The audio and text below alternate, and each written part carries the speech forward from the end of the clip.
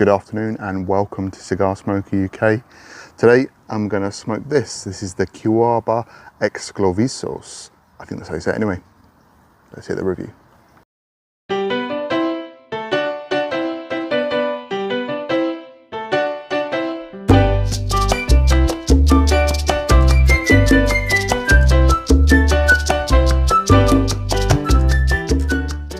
Well, good afternoon and welcome to a cigar review. This is what I'm going to be smoking today. It is a cigar by Cuaba and it is the Excluviso, or Excluvisos, if you want to put an S on the end of it, I guess. Cuaba aren't particularly well known outside of people who are into cigars. They only make these sort of figurado shaped cigars, and they have a range going from the small Divino up to Salomones.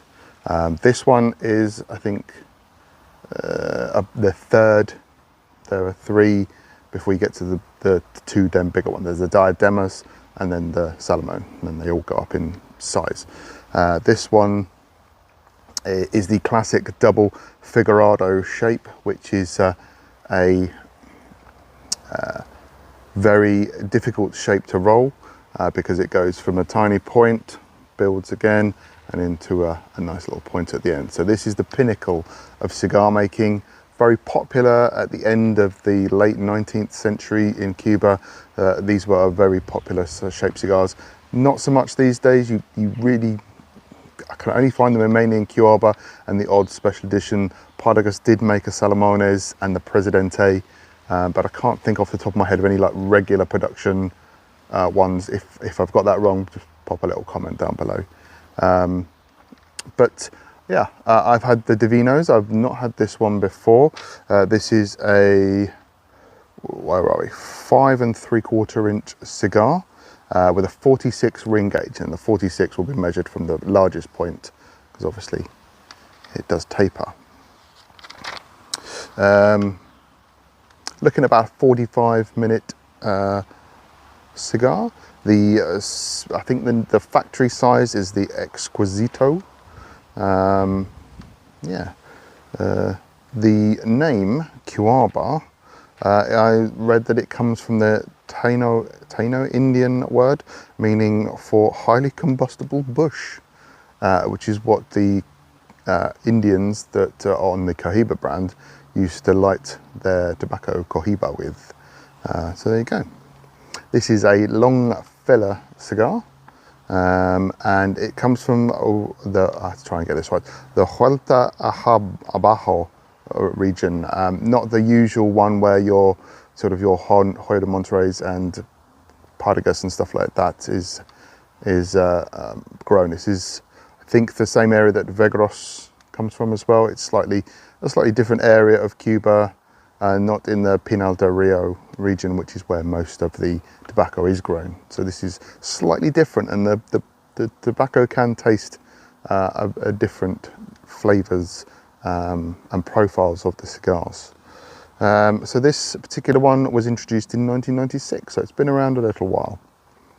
There you go, that's all you need to know. Oh, price wise, I found a couple of varying prices. So Cigars was $34.49 for this, or Havana House had it for $33.20. I did go a bit further abroad. Cigars of Habanos had it for $405 for a box of 25, making them $16.20 each. But that's only if you can get cigars from abroad, and obviously any kind of importing of cigars always carries a risk of taxes and import duty. So sometimes it's the safer bet to just buy it from home and pay that little bit more. Anyway, gonna fire this up and give it a smoke and see how it goes. Back in a bit. Well, here we go. I've lit the cigar, and for those of you that haven't smoked a Figurado style cigar before, you light the very, very little end tip of it and then just kind of have to puff away, and it takes a little bit of perseverance because you'd be tempted to just keep lighting it because it's a very slow and steady gradual light of the cigar. But once it's going, you will get this beautiful cone ash shape on the end of it.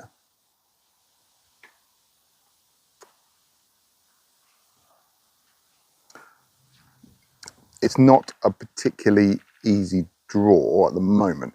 But once you get to the thicker part, it will open up a lot more. So again, when you start, you will feel like you're not getting a lot of smoke through the cigar. You just have to persevere through that part. Then when the cigar opens up, you'll be fine. It'll be like any other cigar you've ever smoked. Sometimes you have to get, on a cigar this size, I would use a single jet just to tidy up around the edge if it's not burning as evenly as you would like. It's a really light profile at the moment. It says medium to full, and I'm guessing that is going to open up a bit. My neighbour's dog seems to be having a howl, so if that's what you can hear, that's what that is. It will open up, and I'm hoping to get some more punchy flavours down the end. I've had this one in the humidor about 2.5 years now, so it's had a nice little rest. The wrapper on it looks good. Cuaba are slightly rougher than I'd say some of your more higher end Cubans like Cohiba and Trinidad. The wrapper doesn't always look quite as nice. It can be a little bit rustic, not quite as rustic as JLP or Quintero or something in that end. So sometimes they don't look quite as nice, but this one looks really good. Unfortunately, I had a little accident with it when I was just trying to open it up a little bit with a draw tool because it was a little bit tight initially. Very woody is what I would say at the moment.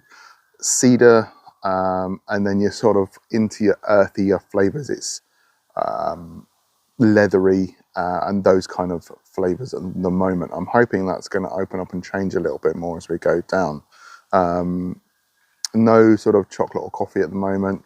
Yeah, I wouldn't describe this as full, medium. I'd say this is quite light at this stage. But again, these cigars can change. It might be because it's got a bit of age on it. It's just mellowed that little bit more. So you never know. So we'll keep smoking. I'm going to smoke a bit of it, see how we go, and then I'll come back and do about halfway. We'll just do a little catch up. Back in a bit. Well, welcome back. Smoked probably the first third now, and we're into the second third quite nicely, nearly halfway down the cigar. Obviously where I had my little mishap with my draw tool, it's all right, I managed to keep it under control and the cigar hasn't unraveled, so that's good. This is giving me notes of like salted caramel and toffee with a little bit of sort of like a nutmeggy thing going on in the background. And like I say, these are the flavors that I think of.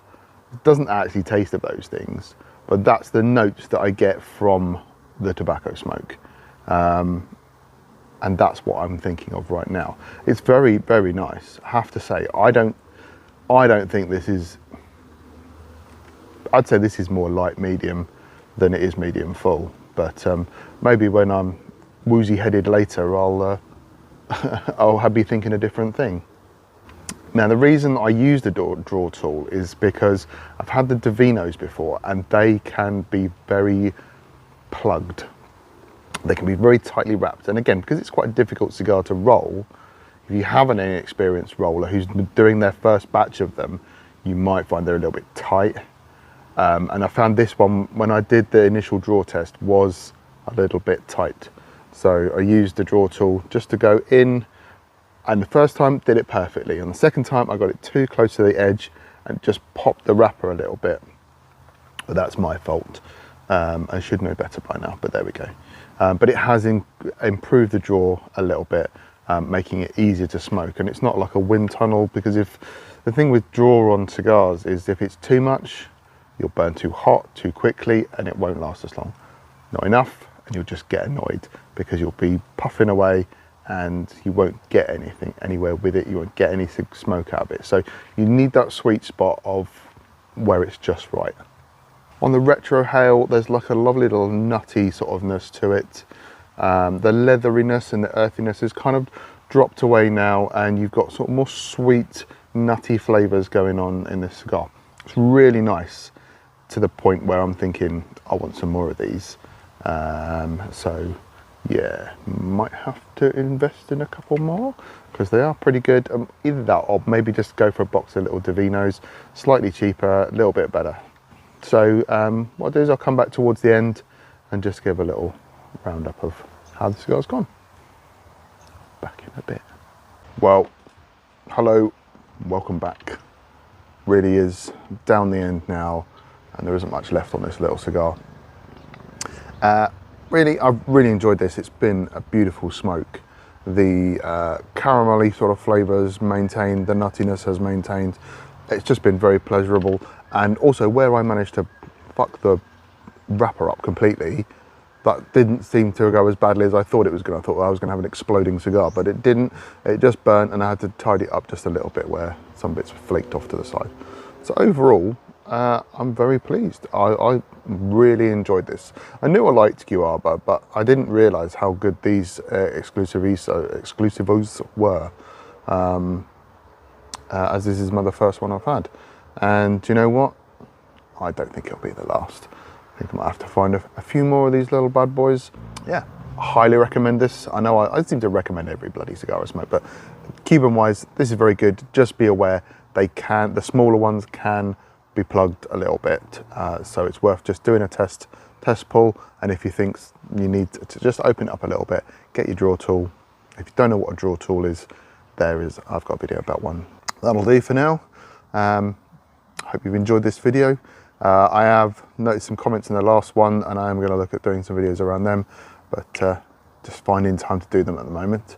So yes, I think someone asked for some budget cigars and a couple of other things, so we'll have a look at those in the future. Anyway, until the next time, hope you're smoking something good. If not, pick up something good. Take care for now. Bye-bye.